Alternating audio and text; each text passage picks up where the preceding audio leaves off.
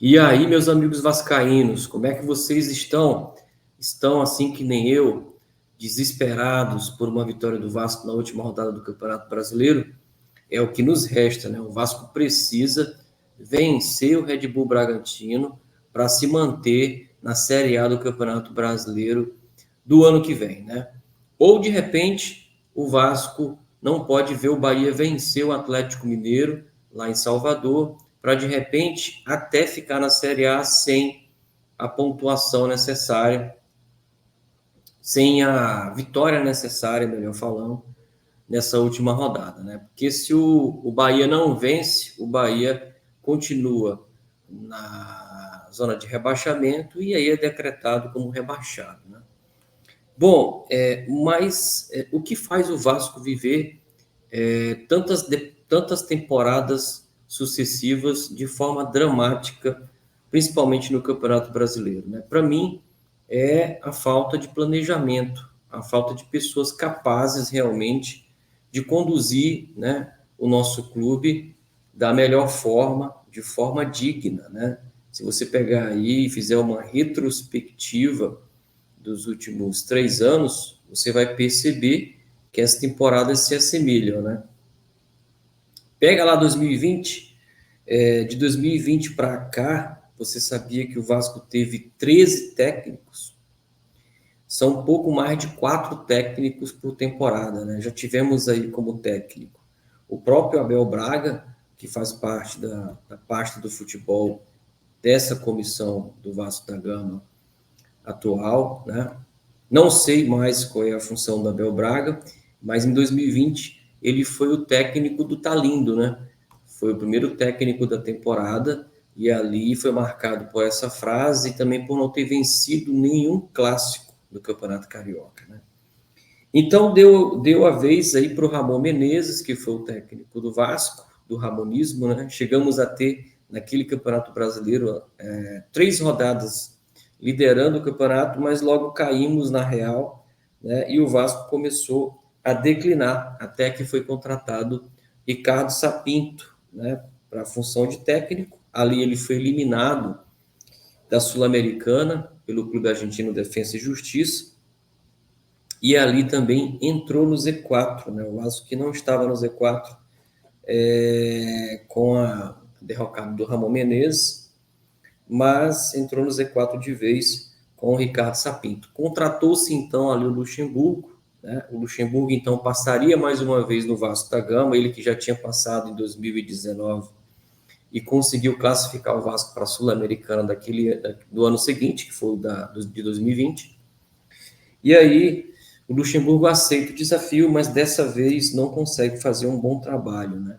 Dado o elenco que ficou para a temporada seguinte e o cenário, né, que o Vasco se envolveu na temporada 2020, até porque naquele momento havia um cenário político onde o Alexandre Campelo passaria o bastão para o então presidente Jorge Salgado, né? E o Jorge Salgado, com 5 meses de salários atrasados no clube, não se dando por satisfeito, disse que os primeiros aportes que entrariam no Vasco da Gama seriam para pagar os credores, inclusive ele, que era um dos credores do clube, né? E aí isso, combinado com a falta de qualidade técnica e com um cenário de troca absurda de treinadores, o Vasco então amarga ali o seu quarto rebaixamento, né? E aí o Vasco vai para a temporada 2021 com o departamento de futebol aí comandado pelo estagiário Alexandre Pássaro, né? Que veio do São Paulo e acabou fazendo uma temporada que foi a pior temporada do Vasco da Gama na história do futebol, né? O Vasco, então, ali sequer entrou no G4 da Série B durante toda a temporada, durante todo o campeonato, né? O Vasco amargou a 10ª colocação e aí, mesmo com a chegada do Germancano, né, que chegou ali em 2020, o Vasco não consegue o acesso, né, e vê ali no final do ano a despedida do Germancano e dali ele vai para o Fluminense. Para mim foi um dos momentos também mais deprimentes. Além do Vasco não conseguir subir, perdeu o seu principal artilheiro. Você tem uma ideia? O Germancano é o segundo maior artilheiro estrangeiro da história do Vasco, o primeiro do século XXI, né? E aí o Germancano, que hoje está no Fluminense, que inclusive foi um dos protagonistas, né, para que o Fluminense pudesse ser campeão da Libertadores desse ano, 2023, né? Então, mostra que o planejamento de futebol do Vasco é muito amador e, além de amador, o tempo inteiro trabalha contra a instituição, né? Ali, então, o Vasco termina a temporada mais uma vez, né, com salários atrasados, e para não fechar o ano e virar o ano dessa forma, vende Thales Magno por 42 milhões de reais, vende também, né, o atacante promissor Arthur Salles por 15 milhões e 400 mil, e o Ricardo Graça, que já estava no futebol profissional do Vasco há algumas temporadas, é vendido por 8 milhões e meio, né?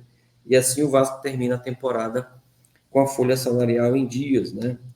Mas nessa mesma temporada o Vasco demite em massa 186 funcionários, o que marcou o primeiro ano da gestão do Jorge Salgado, né? Muitas mentiras, muitas bravatas, e ali, com tantas mentiras contadas, há uma invasão dos torcedores à sede do Vasco, né? A sala de presidência do então Jorge Salgado, como forma de protesto, né? E ali, então, o Vasco começa a ser pressionado para uma montagem de um trabalho diferente na parte do futebol em 2022. Sai Alexandre Pássaro e entra o então assombroso Paulo Brax, né? E o Paulo Brax entra também ali, junto com o Luiz Melo, na função de montar o time de futebol para o ano seguinte, né? E como se não bastasse, né, a passagem do Luiz Melo em 2021, em 2022, além de ser um dos mandantes do futebol do Vasco, ele é premiado após a venda do Vasco, né, para a 777, 70% do futebol do Vasco, que a 777 passa a comandar o futebol vascaíno. Ele, junto com o Paulo Brax, são os homens de confiança da 777 para tocar o futebol, né? Montam um time comandado, então, pelo técnico Zé Ricardo, né? Zé Ricardo assume o Vasco da Gama, até consegue fazer um trabalho um pouco melhor do que nas outras temporadas, mas logo em seguida o Zé Ricardo sai, né? E vai para um time japonês, né? E aí então o Vasco vive um momento assombroso na temporada, né? Passa pelo comando do futebol do Vasco Emílio Faro como interino, e o Vasco cai na aberração de contratar Maurício Souza, ex-Flamengo. Não dá certo, complica a nossa temporada, complica o desempenho do Campeonato Brasileiro, que o Zé Ricardo tinha começado o trabalho, e quase que o Vasco não consegue o acesso, né? Foi obrigado o Vasco a contratar o Jorginho para as últimas 10 partidas da temporada, e ali então, na última rodada, no gol de pênalti do Nenê, o Vasco vence o Ituano e conquista, né, a terceira vaga para a Série A do Campeonato Brasileiro, né? O Vasco, então, começa a montagem do departamento de futebol, do time de futebol para 2023, e nessa montagem o Jorginho não permanece. O Vasco, então, através da sua diretoria de futebol, resolve contratar o poderosíssimo Maurício Barbieri, né? Técnico estagiário do mesmo nível do Maurício Souza, né? E à frente do Vasco da Gama, em 19 jogos disputados no primeiro turno do Campeonato Brasileiro, o Maurício Barbieri consegue 16 pontos, incríveis 28% de desempenho, né? O que nos coloca na condição agora de estarmos ainda na última rodada do campeonato, tentando escapar de mais um vexame, né? Da sexta temporada, de uma possível sexta temporada na Série B, né? Bom, aí a 77, depois de pressionada, resolve então fazer mudanças, tira o Luiz Melo de cena, né?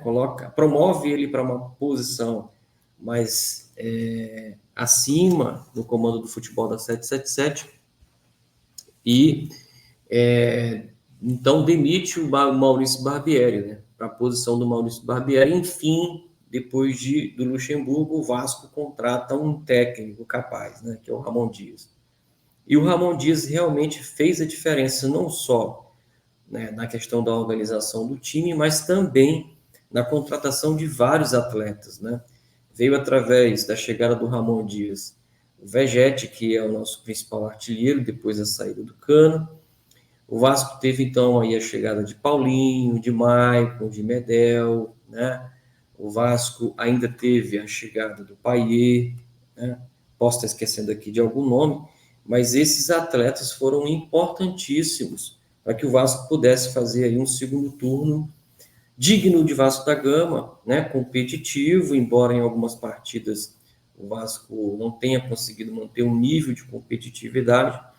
E aí o Vasco, então, faz a sexta melhor campanha do segundo turno, o que não é suficiente para nos livrar, né, da condição de um possível rebaixamento.